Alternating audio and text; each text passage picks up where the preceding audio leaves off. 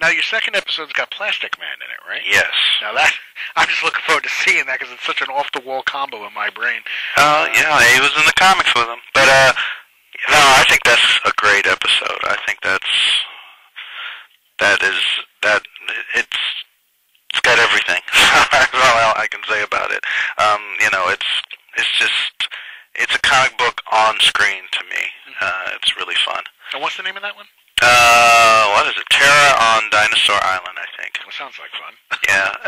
The titles I wanted to sound very very comic booky, old school comic booky, but also like the old Quinn Martin detective series shows. Melody of Pain. Really pulpy kind of in-your-face titles. So the idea behind the main titles too. Right. I mean the titles of the episodes. Now, what about the dynamic between Batman and Plastic Man? I mean, how do you view those two guys? I went back to Plastic Man's origin as a gangster who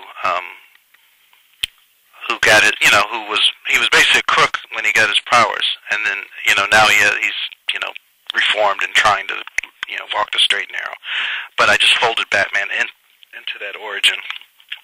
So Batman is kind of watching out for Plastic Man in a way. He's his sponsor, and so he's, when Plastic Man still has issues with being a reformed criminal. He hasn't quite kicked the habit. So, and again, comedy ensues.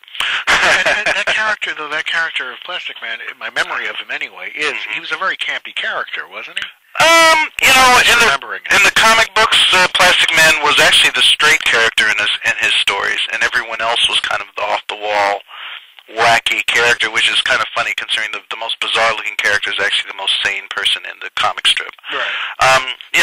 With television and animation, you kind of have to play Plastic Man a little more zany than what he was in the comic books.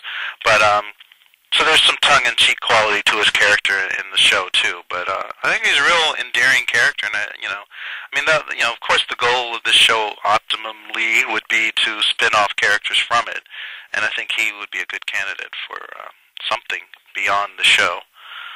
Oh, some potential spin-off or something. DVD, something like that. But his stories were kind of they were like the Spirit stories, only they were a lot more bizarre than the Will Eisner Spirit stories. Right. But they're from the same era.